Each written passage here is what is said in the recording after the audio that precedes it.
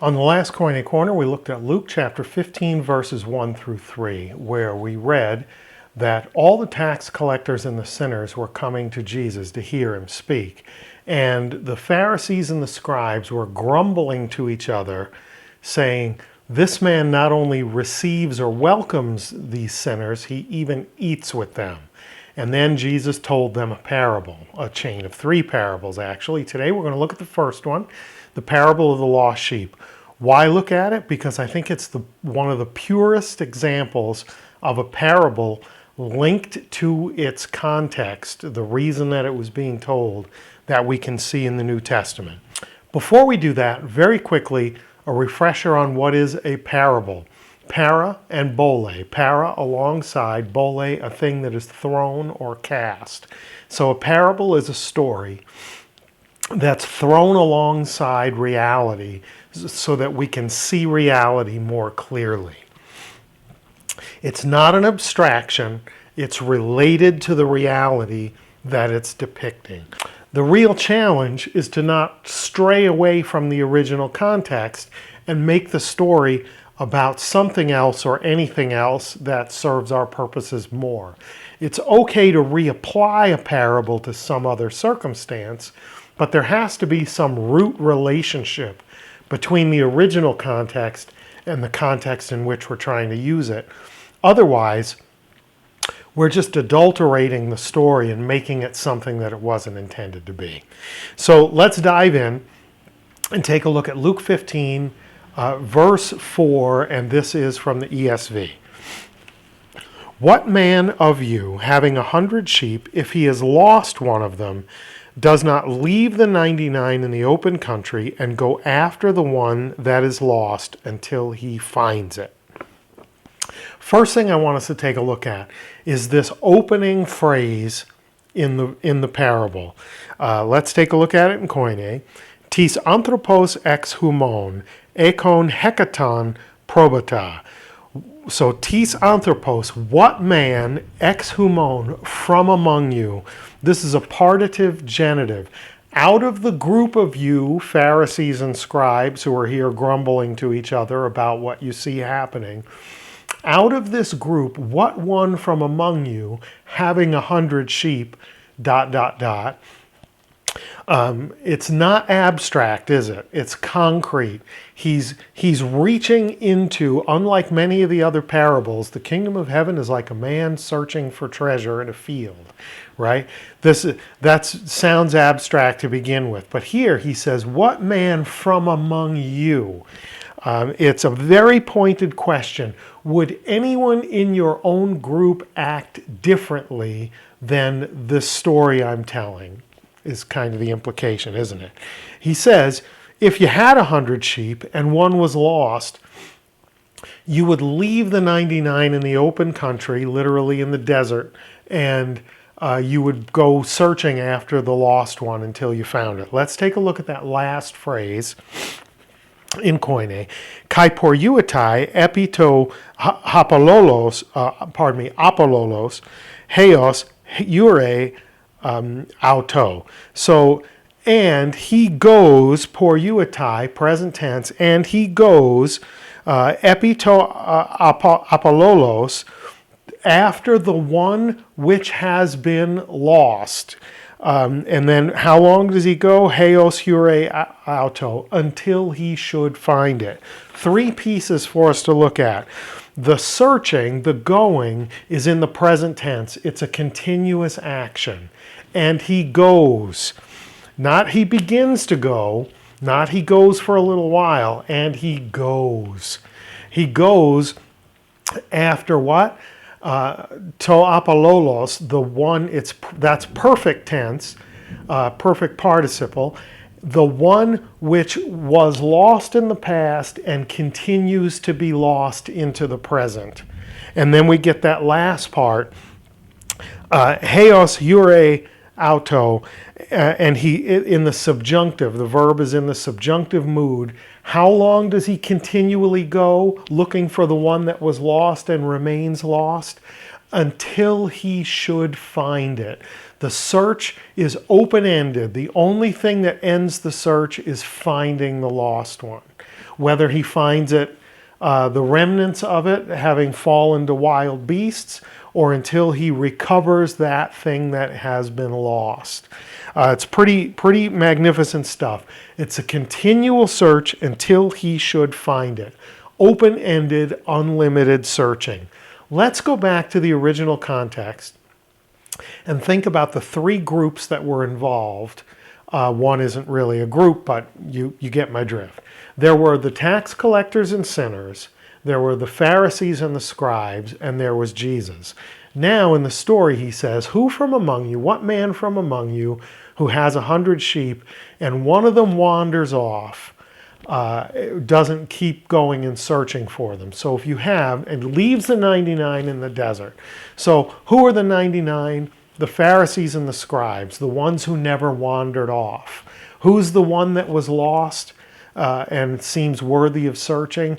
The tax collectors and the sinners, who were not meticulously religious and stayed close to home in the flock. They went off and did their own thing. And who is the man who has the 99 and also searches for the one that has been lost and continues to be lost? Clearly the man in question in the parable is anyone from among you would do like this. But in the context, in the setting for the parables, it's Jesus, right? The 99 see what the shepherd is doing in regard to the one that's gone, and they're not impressed. Let us carry on. Let's go to verses 5 and 6, again from the ESV. And when he has found it, he lays it on his shoulders, rejoicing.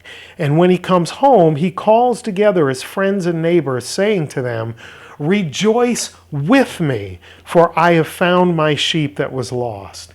Notice, he starts rejoicing on his own. As soon as he finds it, he puts it on his shoulders to bear it home. And it says he puts it on his shoulders rejoicing.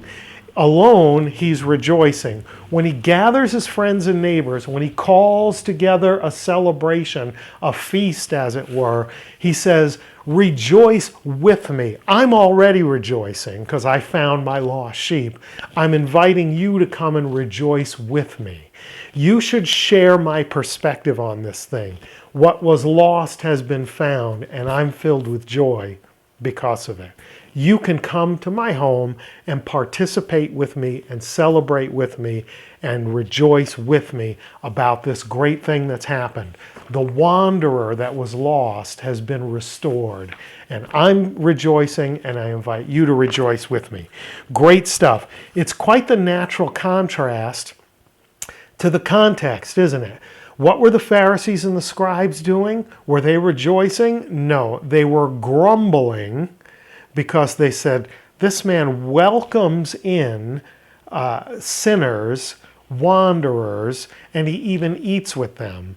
And it's the perfect contrast for rejoicing, is their grumbling. They don't see anything worthy of joy here. They only want to complain. Let's think about this. Go back to verse 4 in your mind. How did it begin? Tis anthropos ex humon. What man from among you, having 100 sheep, and one of them wanders off, is lost, doesn't leave the 99 and continually goes after that one lost one until he should find it? Jesus' implication is, who among you would act differently? The implied answer is none of you. Obviously, this is what you would do in that context, right? If one of your sheep wandered off, you'd go look for it, and when you found it, you would rejoice. It wasn't lost after all. It's been restored to me, and I'm so excited. I want to invite everybody to join me in the celebration. Magnificent. No one would act differently is what Jesus implies to them, including Pharisees and Scribes. What man from among you, having 100 sheep, wouldn't do the same? Now, let's get into his exposition, his explanation of how they should interpret this story. It's in verse 7, again from the ESV. Just so, I tell you, there will be more joy in heaven over one sinner who repents than over 99 righteous persons who need no repentance. Fantastic. Let's take a look at how it begins in Koine. Hutos kara ento urano estai. Hutos, likewise, in the same way. He's using a word that means this is like that, right? So now he says to them, in the same way, likewise, there shall be more joy in heaven. One repentant sinner is more of a source of joy than 99 obedient sheep, 99 righteous people who don't have a need for repentance. The ones who never wandered are wonderful. But nothing is quite so wonderful as having the wanderer that you thought was written off, that you thought was lost forever, being restored to the fold. Look at the last part in Koine. Hoitines ukreon ekusin metanoias. Hoitines, such as those, ukreon, not a need, ekusin, having, not having a need, metanoias, of repentance, a genitive form of metanoia. Such as those not having a need of repentance.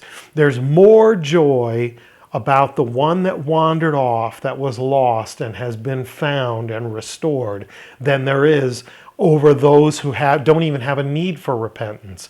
They were so meticulously faithful.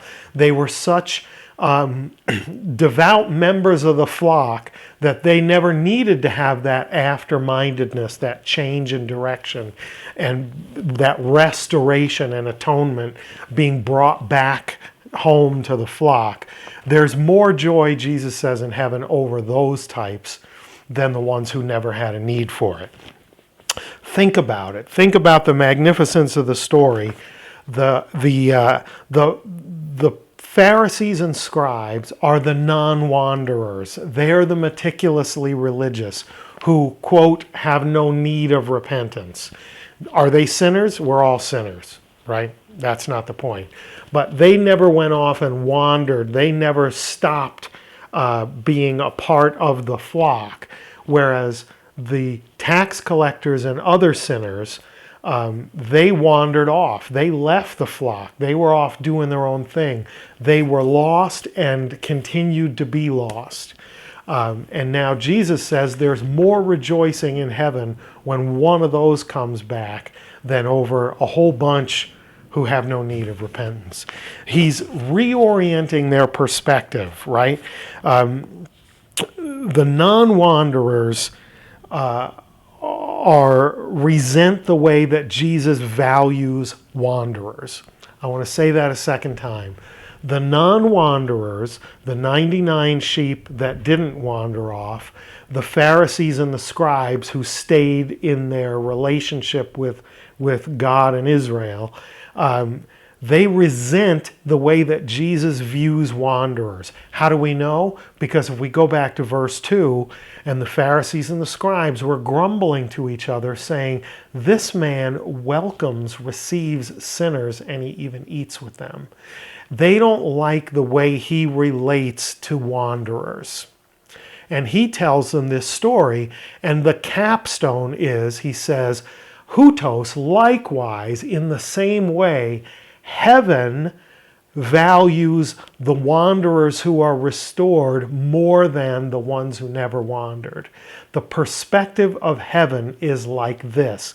You are not just grumbling against me, Jesus implies, but you are grumbling against the perspective of heaven when it comes to those who never wandered and those who wandered and who are restored. See how powerfully this little story, when related to its immediate context, to the situation that prompted its telling, when we see how tightly and directly Jesus connects the players in the story to this story he's told alongside reality, it confronts the Pharisees and the Scribes. There's a benefit to the tax collectors and the sinners as well. They understand how valuable it is for a wanderer to be restored back to the flock. But more importantly, the Pharisees and the scribes get to hear that they're not just quibbling with Jesus, they're failing to recognize the perspective of heaven in regard to wanderers and to non-wanderers. Great stuff, magnificent. I hope that was good for you. Next week we'll take a look at 10 coins. The week after that we will take a look at a wandering son who finds his way back home. And until then, Karas Kai Reini Humi, grace and peace to you.